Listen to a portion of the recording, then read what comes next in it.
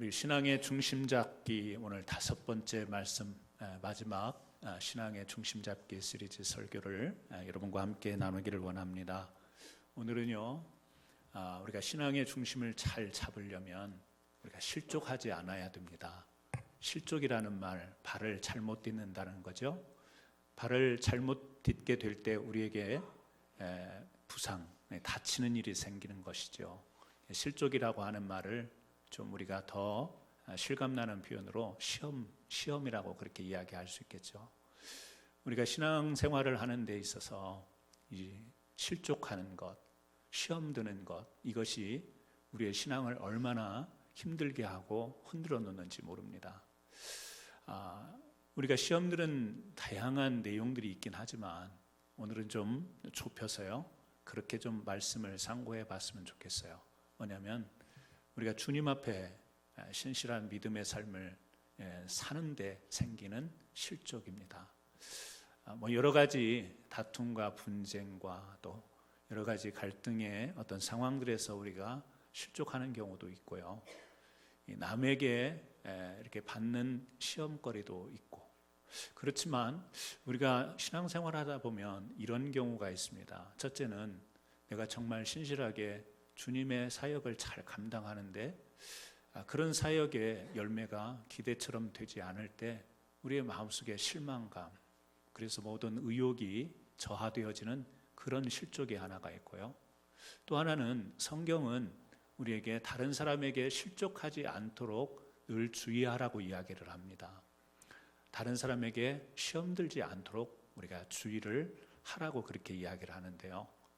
이런 경우에 우리가 또 실족을 할 수가 있어요. 뭐냐면 정말 하나님의 일들을 아름답게 감당하고 성실하게, 그리고 정의와 바름으로 내가 신앙생활 하는데 뜬금없이 누군가가 나 때문에 실족했다고 해요. 나는 분명 그렇게 다른 사람을 실족할 만한 일을 하지 않았는데, 그리고 또 교회에, 공동체에 실족을 할 만한 일을 제공한 게 아니고 오히려 바른 것을 추구했는데도 불구하고 이것으로 인하여 주위에서 나로 인해 실족당했다, 나로 인해 시험 들었다라고 하는 그런 이야기를 들을 때, 이야기만 듣는 것이 아니라 주변에 있는 사람들이 그 또 같은 시각으로 나를 바라볼 때 사람이 내가 바른 일을 하고 정의에 섰는데도 불구하고 실족하게 되는 경우가 우리 삶 가운데 또 신앙생활 가운데 있더라, 그 말입니다. 다시 말하면 나는 주님 앞에서 우리가 알잖아요. 우리 스스로가 알잖아요. 내가 지금 무엇으로 인하여 실족을 당했는가. 사람이 곰곰이 자기 자신을 살펴보면 우리가 잘 알게 됩니다. 그것이 나의 감정과 기분과 어떤 나의 자존심 때문에 생긴 그런 실족인지, 아니면 정말 주님의 바른 일을 하는데도 불구하고 전혀 내 기대와는 다른 어떤 실족거리들이 다른 사람에게서, 다른 공동체에서 생김으로 인하여, 그것으로 인하여 나에게 또 이상한 시선이 주어질 때 감당하기 어려운 또 실족의 상황들이 우리 삶 가운데 펼쳐질 때가 있습니다. 그래서 그런 면으로 오늘 좀 말씀을 한번 같이 상고해 보려고 해요. 오늘 본문 말씀을 보게 되면요, 세례 요한이 등장합니다. 여러분, 세례 요한 너무 잘 알고 계시잖아요. 예수님께서 이 땅에 오시기 전에 6개월 전 먼저 앞서 이 땅에 옵니다. 그리고 예수님이 이 땅에서 행하실 모든 사역을 준비하는 사람으로, 그래서 이 세례 요한의 사역은 예수 그리스도를 예비하는 그런 사람으로 쓰임을 받게 되죠. 그래서 심지어는 이런 이야기도 합니다. 세례 요한이 예수님을 향해서 그는 흥하여야 하겠고 나는 쇠하여야 하리라. 자신의 신분, 자신의 정체성을, 바로 예수님을 예비하는 그 정체성을 분명하게 자기 입으로 그렇게 고백을 합니다. 그런데 오늘 보게 되면요, 지금 상황이 이 세례 요한이 감옥에 갇혔어요. 감옥에 갇혀서 이제 면회를 온 제자들, 그 제자들에게 한 가지 부탁을 합니다. 무슨 부탁이냐면, 너희들이 예수님께 가서 좀 이 말을 좀 전해다오 하면서 하는 이야기가 19절 말씀이에요. 요한이 그 제자 중 둘을 불러 주께 보내어 이르되 오실 그이가 당신이 오니까 우리가 다른 일을 기다리오리까 하라 하며. 여러분 좀 질문이 이상하지 않습니까? 날 때부터 그리고 지금까지 주님의 길을 예비하면서 그는 흥하여야 했고 나는 쇠하여야 되리라는 이 분명한 자신의 정체성을 알고 있던 사람이 지금 감옥에 갇혔는데 비록 어려운 상황이긴 하죠. 그런데 제자들을 통해서 주님께 무슨 질문을 하냐면 지금 오실 그이가 그냥 메시아라는 거죠. 이 땅에 오신 메시아가 당신 맞습니까? 지금 그런 질문이에요. 여러분 이 질문을 던진다라는 이 자체가 뭔가 그 세례 요한의 마음이 편해 보이지가 않습니다. 뭔가 불편한 기색이 보이는 거예요. 예수님께 가서 예수님을 몰라요? 세례 요한이? 잘 알고 있잖아요. 그리고 지금까지 그렇게 살았잖아요. 그리고 그렇게 살기 때문에 지금 감옥에 붙잡혀 온 거잖아요. 그런데 예수님께 가서 오시리가 당신이 오니까 아니면 우리가 다른 분을 메시아로 기다려야 되는 겁니까? 이런 질문을 하는 거예요. 세례 요한은 결혼도 하지 않았어요. 그러면서 메뚜기와 석청을 먹으며 광야에서 그리고 금식도 자주 했던 사람입니다. 바리새인과 논쟁을 벌였고 심지어는 귀신 들렸다고 사람들이 비난도 했어요. 오직 자신의 생애는 메시아를 위한 예비하는 길, 그 길에 모든 삶을 매진한 것입니다. 그리고 지금 감옥에 있어요. 상당한 기간 감옥에 갇혀 있습니다. 그런데 가끔 이 자기의 제자들, 세례 요한의 제자들이 면회 올 뿐이지 다른 사람들, 찾아오는 사람들이 없었습니다. 그런데 이제 제자들이 와서 하는 이야기를 들으니까 그 메시아 된 예수님이 이 죄인들과 같이 식사도 한다고 그래요.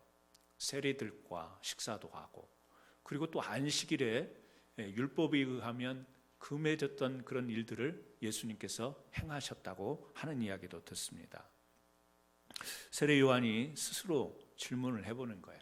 내가 분명히 예수님을 봤을 때는 이 비둘기같이 성령이 임하는 것도 내가 봤으니까 분명히 그분은 주님이실 텐데, 그런데 예수님의 그 행하시는 모습을 보면 이 마음속이 편하지가 않은 거예요. 아니 메시아인데, 그래서 내 모든 인생을 그분을 예비하는 길을, 내 모든 것을 다 던지고 있는데, 더군다나 이 감옥에 있다 보니까 이 실족하는 마음의 유혹이 더 커지는 겁니다. 나는 그분을 위해서 내 삶을 다 드렸는데 한 번도 찾아오시지를 않는 거예요.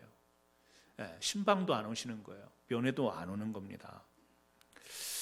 그러면서 더 생각이 깊어지다 보면 이런 상황이라면 주님이 충분히 감옥에서 나를 꺼내줄 수 있는 그런 분이 아닐까.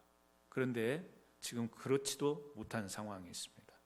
자기는 아무리 생각해도 잘못한 것이 없는데 내가 이렇게 감옥 생활을 하며 외롭게 혼자 놓여 있는 이 상황 속에서 정말 예수님이라면 이렇게 하실 수 있을까? 그죠? 우리 뭐 그냥 인간적인 입장에서 보면 너무 섭섭한 거예요. 서운한 거예요. 아니, 나는 그분을 위해서, 주님을 위해서 모든 것을 다 쏟아부었는데 주님은 이렇게 외면하실까? 제자들이 예수님께 갔습니다. 그리고 이 말을 전합니다. 그때 예수님이 대답을 하시는 거예요. 21절, 22절 그 내용 나오는데요. 22절에 이렇게 이야기합니다. 예수께서 대답하여 이르시되 너희가 가서 보고 들은 것을 요한에게 알리되, 그러면서 맹인이 보며 못 걷는 사람이라며 이사야서에 나와 있는 예수님의 사역에 대한 예언 그대로 내가 지금 이런 사역을 하고 있다. 가난한 자에게 복음이 전파된다 하라. 그러면서요 23절에 이런 이야기를 해요. 누구든지 나로 말미암아 실족하지 아니하는 자는 복이 있다. 그런 말을 해요. 이 말은 세례 요한이 자기의 제자들을 지금 예수님께 와서 메시아가 당신입니까? 아니면 다른 일을 기다려야 됩니까? 이렇게 지금 서운한 마음으로 실족해 있는 세례 요한에게 예수님이 직접적으로 지금 이야기를 하는 거예요. 뭐라고? 실족하지 아니하는 자는 복이 있다. 세례 요한 왜 시험 들었어? 왜 실족하고 있어? 지금 그런 이야기예요. 그런데 이 말은요, 실족한 상태를 지금 책망하는 그런 의미보다는 이 말씀 속에, 주님의 말씀 속에 어떤 의미가 담겨 있냐면, 세례 요한 너는 잘하고 있어. 너에게 주어진 사명을 네가 잘 감당하고 있는 거야. 너는 이해하지 못하지만 하늘에 계신 하나님의 방법, 하나님의 뜻은 우리 사람들이 생각하는 그런 방법과는 다를 수가 있는 거지. 네가 서운할 수 있다. 네가 지금 받아들이기 어려운 그 상황에 놓여 있지만 하나님이 하시는 일을 네가 더 이해하면 좋겠다. 이런 의미가 담겨 있는 것이죠. 주님이 세례 요한의 마음을 모르실까요? 세례 요한의 마음을 몰라서 너 그렇게 실족하는 거 바른 거 아니야. 그런 거 가지고 시험 들면 안 돼. 지금 그런 의미는 아닌 것 같습니다. 여러분, 세례 요한을 보면서 우리가 그런 생각을 할 수 있잖아요. 우리가 감옥에 갇히고 복음을 전하는 일에 우리의 모든 일생을 바쳐서 그런데도 불구하고 어떤 그 열매가 맺혀지지 않을 때 그 서운한 어떤 그런 것을 우리가 경험하지는 않지 않습니까? 그런데 우리도 신앙을 가졌고 믿음 생활을 하고 교회를 섬기는 일을 하다 보니까 때로는 다른 사람이 알아주든 알아주지 않든 나는 진실함을 가지고 신실함을 가지고 주님을 섬기는 일이 있는데 그때 그런 기도와 그런 사역과 그런 충성에 걸맞는 결과가 나타나지 않을 때 주님, 이 길이 바른 길입니까? 내가 이렇게 팔 걷어붙이고 이렇게 애쓰며 주님 나라 위하여, 주님 영광 위하여, 그리고 교회를 위하여, 그리고 우리 섬기는 공동체를 위하여 이렇게 애를 썼는데 왜 이런 결과가 일어나지 않을까요? 라고 할 때 우리의 마음속에 실족하는 마음들이 많이 생기지요.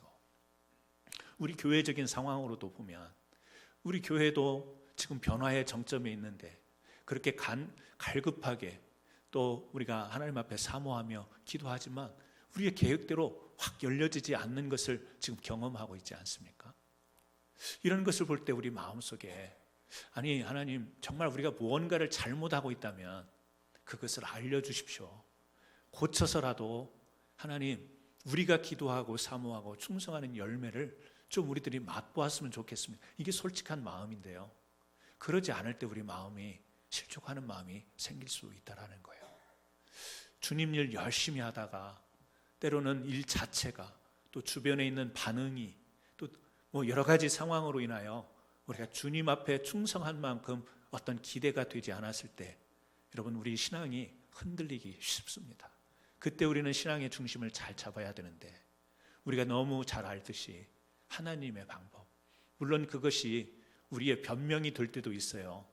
어떤 우리가 현실을 회피하는 방법이기도 하면서 늘 하는 말이 하나님의 뜻이 있겠지, 하나님이 가지고 계신 섭리가 있겠지, 이렇게 어떤 때는 우리 책임 회피의 의미로 그렇게 이야기할 때도 있습니다. 책임 회피가 아니고요, 그 순간을 모면하려고 하는 말이 아니라 우리가 정말 하나님을 그렇게 믿을 수 있는 믿음이 우리에게 필요합니다. 그래야 우리의 신앙의 중심을 지킬 수 있습니다. 무엇이죠? 하나님이 하실 일은 우리가 생각하는 일과 다르게 하실 수 있는 것이다. 우리가 생각하는 것과 우리가 계획하는 것과는 전혀 다르게 일하시는 방법이 하나님에게 있다. 하나님은 언젠가는 그런 당신의 하실 일들을 우리를 통해서 이루시기 때문에 우리가 좌절하지 않고 또 다른 하나님의 방법 속에 참여할 수 있는 이 인내와 끈기가 우리에게 필요하다라고 하는 이 믿음의 인식이 있을 때 우리 신앙에 흔들림 없이 우리는 나아갈 수 있는 줄로 믿습니다. 그 예수님과 이 바리새인들과 관계는 어떻게 보면 적대적인 관계처럼 보여요. 하지만 예수님의 적대적인 관계에 놓여 있는 이 바리새인, 그러나 절대 적대적이지가 않습니다. 대립되어 보이지만 그렇지가 않습니다. 예수님은 수시로 바리새인들에게 공격하는 것처럼 메시지를 던지셨어요. 그래서 그 말을 들은 이 바리새인들은 이 마음속에 분노가 치밀어 실족이 아니라 반감이 일어났고 그걸 통해서 결국에는 예수님을 십자가의 형틀로 끌고 가게 됐던 겁니다. 마태복음 15장 7절에서 9절 말씀에 보면 제가 읽어드릴게요. 이런 말씀이 나와요. 예수님이 바리새인을 향해서 하시는 이야기예요. 외식하는 자들아, 이사야가 너희에 관하여 잘 예언하였도다 일렀으되 이 백성이 입술로는 나를 공경하되 마음은 내게서 멀도다. 사람의 계명으로 교훈을 삼아 가르치니 나를 헛되이 경배하는도다 하였느니라. 이 바리새인들의 신앙, 그 마음, 그의 삶을 예수님께서 지적하신 거예요. 입술로는 공경하지만 마음에서는 멀도다. 형식적인 거죠. 사람의 계명으로 교훈을 삼아 가르치니, 물론 율법을 가지고 가르쳤습니다. 하지만 율법을 가지고 가르쳤을 때 그 중심은 하나님이셔야 돼요. 하지만 거기에 자기네들이 너무 중심에 서 있었고 드러났던 것을 주님이 이야기하는 거죠. 사람의 계명으로 교훈을 삼아 가르치니 나를 헛되이 경배하는도다. 경배하는 것, 예배하는 것이 예배 그 자체, 경배하는 것은 있었지만 그 의미가 달랐다. 지금 그런 이야기하죠. 그때요, 이 이야기를 누가 들었냐면 옆에 있던 제자들이 들었어요. 예수님의 제자들이 바리새인들을 향해서 어떻게 보면 독설처럼 하는 그 주님의 말씀을 옆에 있던 제자들이 들은 거예요. 그리고 하는 이야기가 마태복음 15장 12절이에요. 이에 제자들이 나와 이르되 바리새인들이 이 말씀을 듣고 걸림이 된 줄 아시나이까? 그렇게 하죠. 이 옆에 있던 제자들이 예수님이 바리새인들에게 이렇게 지적을 하니까, 이야기를 하니까, 메시지를 던지니까 그걸 옆에 듣고 있던 제자들이 뭐라고 하냐면, 주님께서 말씀을 하셨는데, 이런 의미겠죠. 바리새인들을 향해서 바른 말씀을 하셨는데 지금 바리새인들이 시험 든 거 아세요? 즉 그런 이야기예요. 바리새인들이 이 말씀을 듣고 걸림이 된 줄 아시나이까? 질문이에요. 반문이에요. 제자들이 예수님께. 이 말 속에는, 이 제자들의 마음 속에는 바리새인들이 걸리는 거예요. 이 바리새인이 그 당시에 이스라엘 사회에 끼쳤던 영향은 굉장히 컸던 거예요. 어떻게 보면 사회 고위층들입니다. 지식층들이었어요. 그런 사람들을 함부로 무시할 수가 없는 사회적 분위기가 있었던 거예요. 근데 주님이 그 사람들을 향해서 날카롭게 이야기를 하시잖아요. 예리하게 이야기를 하십니다. 사실 그대로를 이야기하십니다. 근데 제자들은 걱정이 된 거예요. 주님이 바른 말씀을 하셨는데 그 말을 들은 바리새인들이 어떤 반응이 일어날지를 예상하는 거예요. 걱정이 돼서 예수님께, 주님, 이런 말씀을 바리새인들이 들으면 어떻게 될까요? 지금 걱정과 우려 속에 하는 이야기입니다. 그랬더니 예수님께서 뭐라고 대답을 하시냐면, 예수께서 대답하여 이르시되 심은 것마다 내 하늘 아버지께서 심으시지 않은 것은 뽑힐 것이니 그냥 두라. 그들은 맹인이 되어 맹인을 인도하는 자로다. 만일 맹인이 맹인을 인도하면 둘 다 구덩텅이에 빠지리라 하시니. 주님이 한마디로 대답하면 뭐라고 하냐면 그냥 내비둬. 지금 그런 이야기. 제자들은 지금 염려하고 우려해서 예수님께, 바리새인들이 이 말을 들으면 가만히 안 있을 텐데요, 걸림돌이 될 텐데요, 실족할 텐데요, 시험 들 텐데요. 그랬더니 주님이 내가 하는 이 말을 통해서 받아들이면 그들이 온전하게 될 것이고, 그렇지 않으면 거기에서 이 곡식 이야기를 하죠. 심은 어떤 그런 것을 비유해서 이야기하는데요. 뽑힌다, 심겼던 것이 뽑힌다. 그러니까 가라지 어떤 그것을 연상할 수 있는 거죠. 그러니까 이 말을 잘 들으면 심겨진 열매 맺는 알곡이 될 것이고, 그렇지 않으면 가라지처럼 뽑힐 것이다. 지금 그런 이야기거든요. 그래서 본인들이 그 말씀을 받아들여서 회개하고 돌이키든지 아니면 그냥 돌아. 지금 그런 이야기입니다. 여러분, 예수님께서의 사명은 바리새인들도 그들도 바른 것으로 회복시키고 그들도 바른 신앙으로 돌아올 수 있도록 하는 것이 어떻게 보면 복음을 자신 자체로 들고선 예수님이 해야 될 일 아니겠어요? 그런데 메시지를 던지세요. 그리고 그 우리 앞에 하시는 말씀이 뭐냐면 그냥 두라. 지금 그런 이야기를 하시는 겁니다. 여러분, 우리가 그렇습니다. 복음이라고 하는 것은 분명한 것입니다. 신앙이라고 하는 것은 정말 분명한 것입니다. 하나님의 말씀, 진리라고 하는 것은 애매한 것이 아닙니다. 그런데 우리가 신앙과 더불어 우리가 살아가고 또 신앙생활 가운데서 이 관계라고 하는 것이 어우러져서 살다 보면 때로는 하나님의 진리의 말씀, 너무 분명한 말씀이어서 너무 확신 있는 이 말씀이어서 이것이 우리에게 기준이 되어야 되는데 때로는 애매모호한 적용이 되어질 때가 있습니다. 그래서 여기 지금 제자들이 바리새인들을 두려워했던 것처럼 사람이 두려워서 하나님의 메시지를 바로 전하지 못하는 것, 이것이 분명히 정의인데도 불구하고 사람들의 반응이 두려워서 정의를 정의라고 하지 못하는 일들이 오늘날 사회 속에 너무 팽배해 있고, 심지어는 교회 안에도 그런 일들이 너무 많다라는 거예요. 그래서 존 비비어 목사님, 아마 그의 책을 읽어보신 분들이 계실 거라고 생각이 됩니다. 이 목사님이 그의 책 관계, 우리 한국어로 번역된 책입니다. 관계라는 책에서 이 같은 이야기를 하는 거예요. 왜냐하면 자기의 목회 경험, 자기가 자신을 회개하는 마음으로 그 글을 썼는데요, 자기는 교회 안에서 큰 힘이 있는 사람들에게 바른 이야기를 못했다. 교회에 많은 이 도네이션을 하는 사람에게 신앙적으로 바른 이야기를 권면하지 못했다. 지역사회 유력자에게 이렇게 신앙생활을 하면 안 된다라고 그런 이야기를 자기는 하지를 못했다. 왜냐하면 그렇게 바른 이야기를 하다가는 자기의 미국 분인데도요, 미국 목사님인데도 그렇게 하면 자기의 목회에 어려움이 도달할 것 같아서, 그래서 그것을 이 관계라는 책을 통해서 자기의 솔직한 고백을 하는 거예요. 그러다가 보니까 하나님의 말씀을 하나님의 말씀으로 바로 전해야 되는데, 사람들을 잘 기분 상하지 않게 하고 감정 상하지 않게 하고, 어찌됐든 내용이야 바르든 틀리든 실족하지 않게 해서 그 사람들을 붙잡으려고 했더니 하나님께서 자기에게 주신 권위가 다 무너지더라. 그 이야기를 책에서 이야기를 하더라고요. 전 충분히 공감이 됩니다. 충분히 공감을 합니다. 여러분들이 이 말씀을 들을 때 어떻게 생각하고 어떻게 불편할지 모르지만, 너무 우리가 살아가고 있는 세상과 신앙 공동체 안에서 일어날 수 있는 일입니다.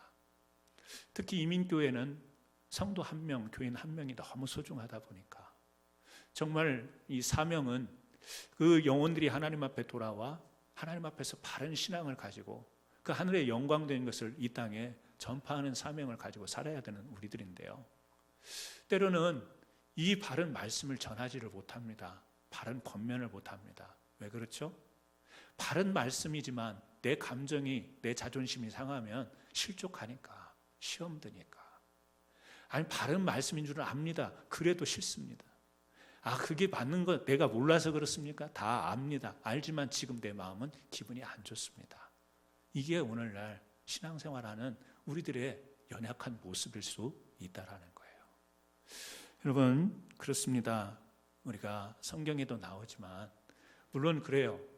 내가 항상 바른가는 우리 스스로 깨달아야 되고, 또 누군가 나로 인해 실족을 했다고 할 때 내가 정말 잘못이 있다면 우리는 겸손하게, 첫째는 하나님 앞에 회개해야 되고, 또 사람 앞에는 사과하고 그 잘못을 정중하게 우리가 그렇게 고백하면서 온전한 관계 회복을 하도록 우리는 노력해야 됩니다. 뻔뻔함이라는 게 있죠. 하나님의 이름을 앞세워서 나는 항상 정당하고 나는 항상 바르다, 그러면서 다른 사람이 실족하든 말든 상관치 않는 그런 뻔뻔한 신앙도 우리에게는 굉장히 조심해야 될 경계의 대상입니다.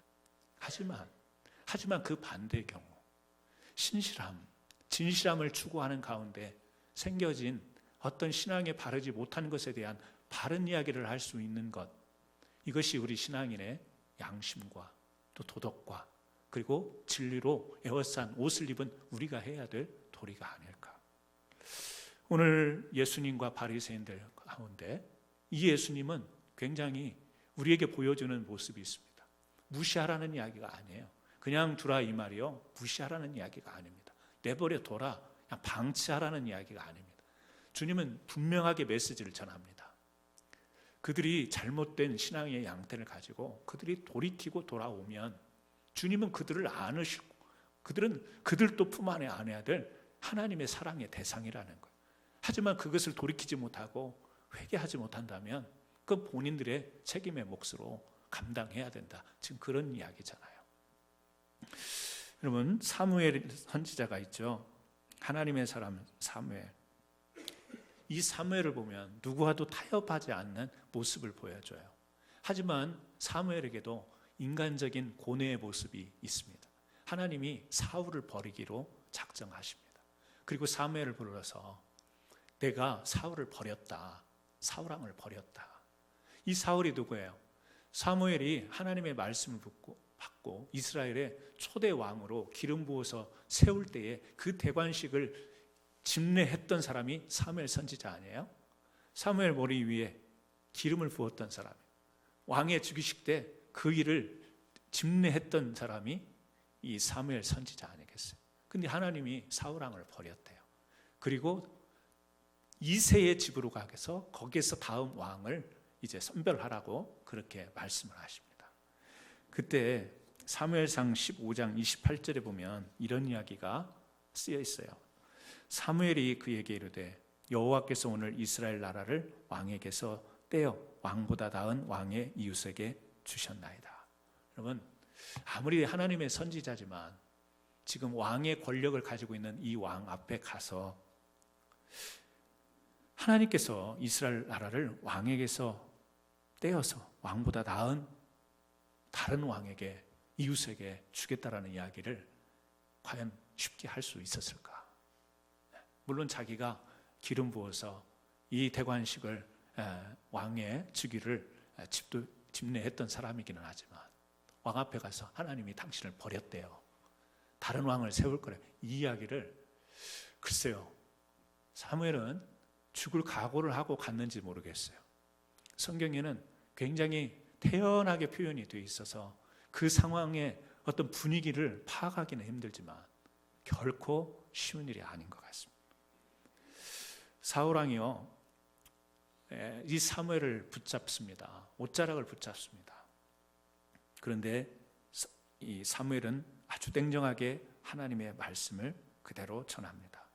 사무엘상 16장 1절에 이렇게 이야기를 해요. 여호와께서 사무엘에게 이르시되 내가 이미 사울을 버려 이스라엘 왕이 되지 못하게 하였거늘 네가 그를 위하여 언제까지 슬퍼하겠느냐?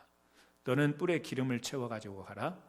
내가 너를 베들레헴 사람 이새에게로 보내리니 이는 내가 그의 아들 중에서 한 왕을 보았느니라. 자, 여기에서 보여지는 한 장면이 있는데요. 왕을 버렸다고 하나님이 이제 사무엘에게 그 일을 지금 감당하라고 합니다. 왕의 교체를 위해서 그 일을 하라는 거예요. 그런데 그때 주님이 여호와께서 하시는 말씀이 네가 그를 위하여 언제까지 슬퍼하겠느냐? 사무엘은요, 사울 왕이 비록 하나님 앞에 버림을 받았지만 너무 그것이 슬픈 거예요. 받아들이기가 너무 힘든 거예요. 여러분, 이 말의 뉘앙스를 아시겠죠? 왜 하나님 앞에 버림당할 짓을 했을까?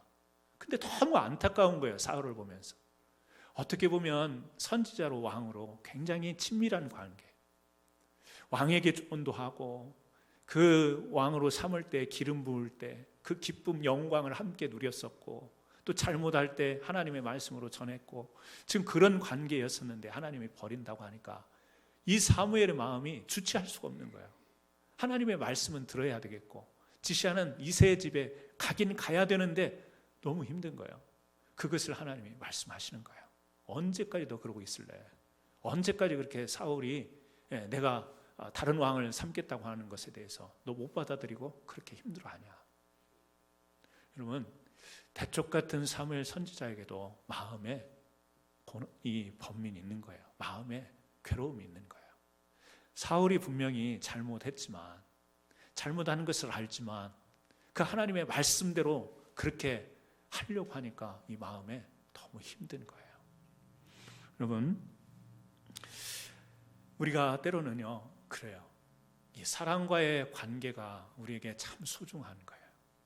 그래서 우리가 전도를 할 때도 요즘 시대에는 이제 전도도 그냥 막 노방전도 안 되고 관계 전도를 하라고 그래요.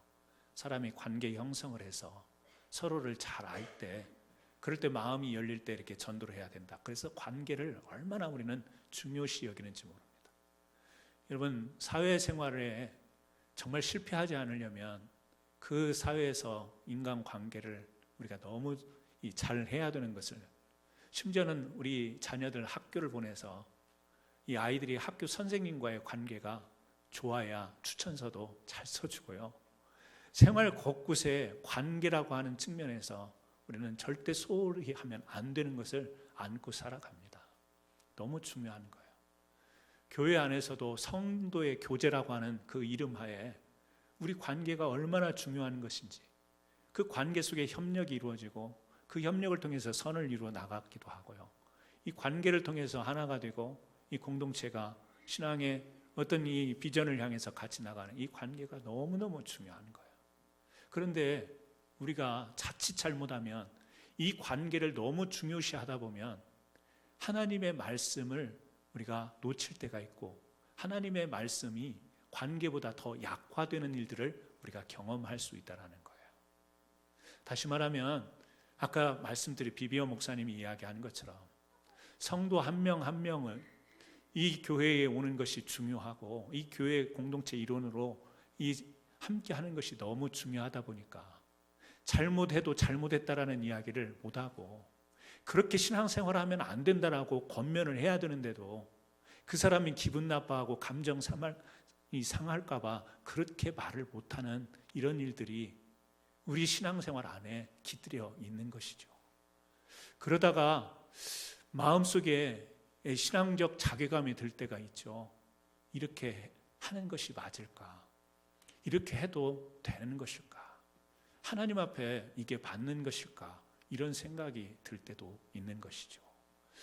여러분, 우리가 이것은 신앙적으로 이해를 해야 됩니다. 단순히 관계적인 문제뿐만 아니라 신앙적으로 우리가 같이 공유를 해야 되는 부분이에요. 하나님의 말씀, 또 하나님의 뜻, 진리를 통하여서 무엇이 정의이고 바른 것인지를 아는 우리가 관계를 너무 주장하고 관계를 앞세우다 보면 그 바른 것을 추구하는 사람이 실족하게 되는 일이 생기는 거예요. 정말 주님 말씀대로 주님 뜻대로 살아가려고 하는 사람이 실족하게 되는 일이 역전의 현상이 생기는 것을 여러분 경험해 보셨습니까? 진리를 가지고 정의를 가지고 살아가는 것이 맞는데 그 사람이 왜 실족해야 되는 거예요? 왜 실족하게 되는 경우가 생깁니까? 그것은요, 어떻게 보면 하나님의 바른 말씀보다 우리가 관계에 너무 치중하게 될 때 생길 수 있는 실족이기 때문에 나는 바른 일을 했는데 공동체 모두가 다 나보고 잘못했대요. 헷갈리죠? 정말 내가 잘못했는가?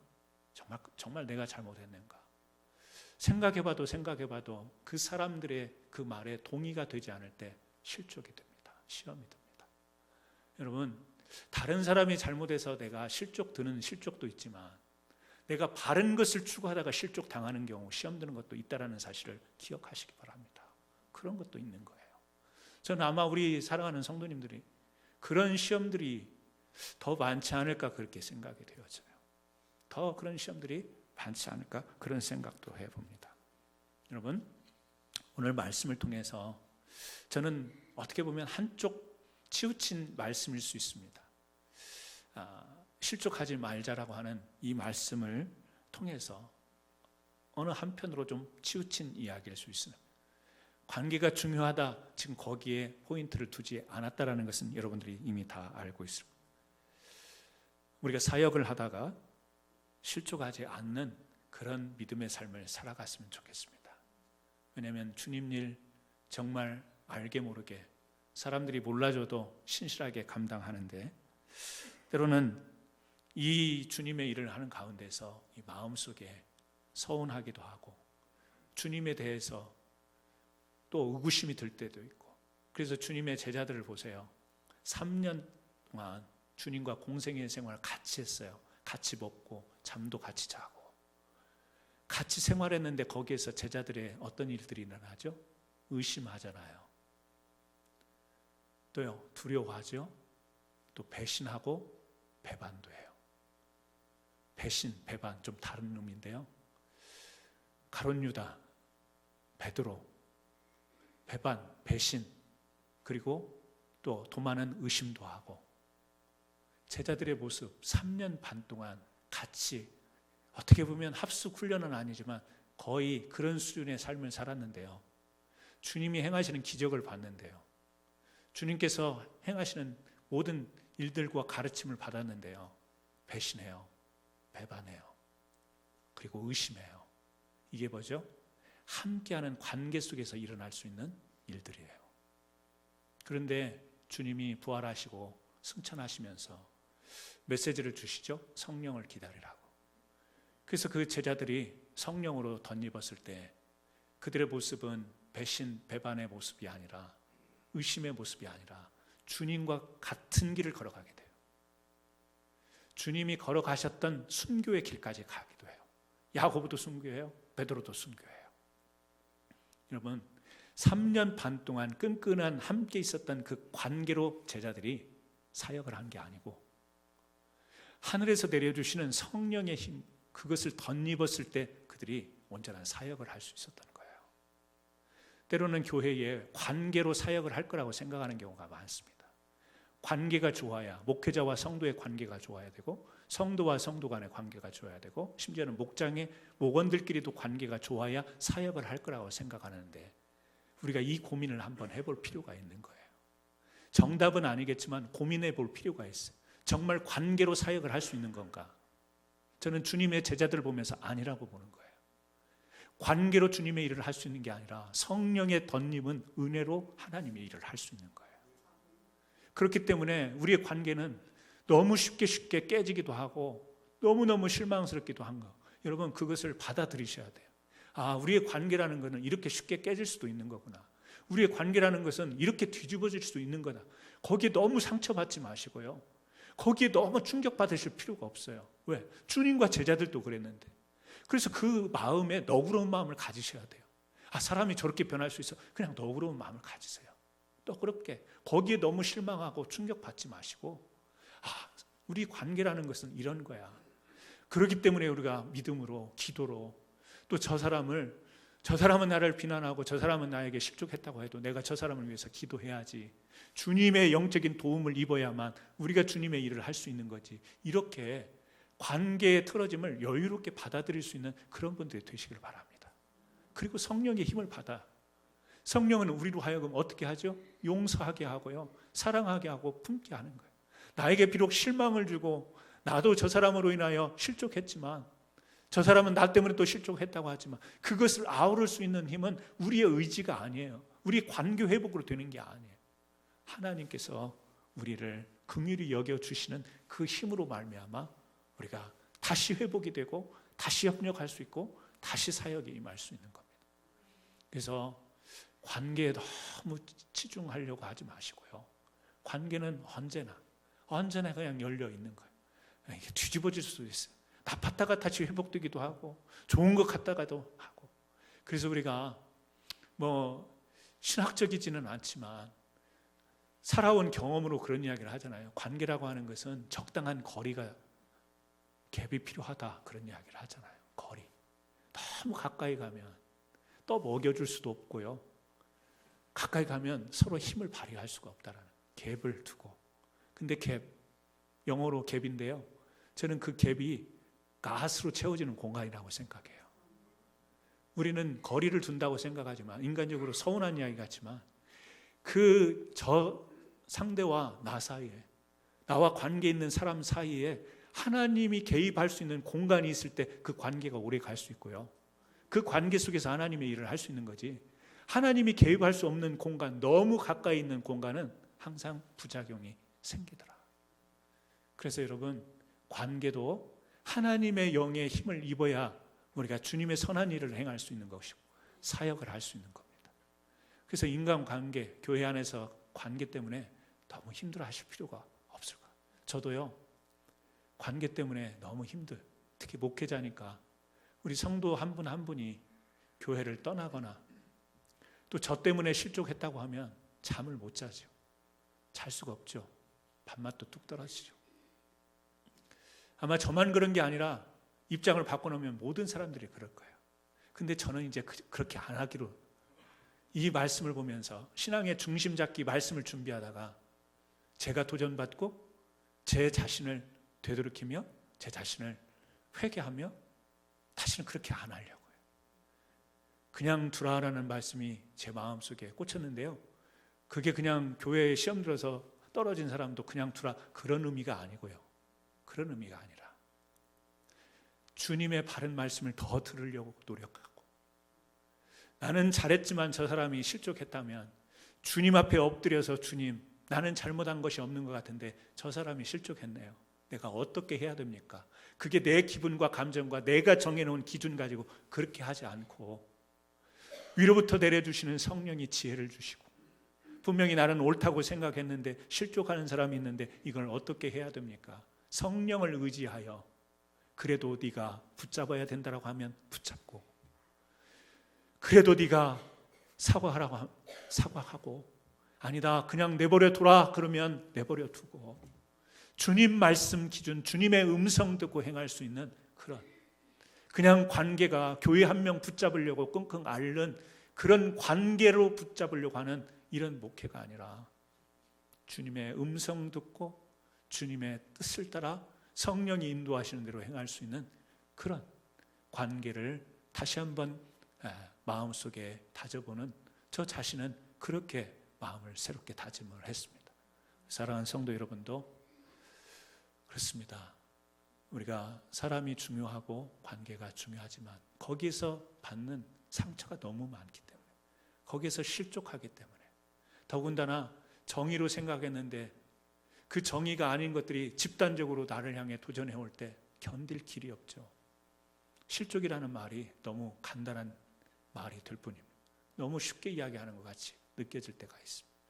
하지만 그것조차 극복할 수 있기를 바랍니다. 그것을 너그럽게 이길 수 있기를 바랍니다. 그리고 하나님께서 주시는 음성을 듣고 하나님이 주시는 영적인 힘을 통해서 주님께서 하시고자 하는 그 길을 따라갈 수 있는 저와 여러분이 될 때 진정한 신앙의 실족으로 인하여 흔들리지 않고 중심 잡고 나가게 될 줄 믿습니다. 기도하시겠습니다. 하나님,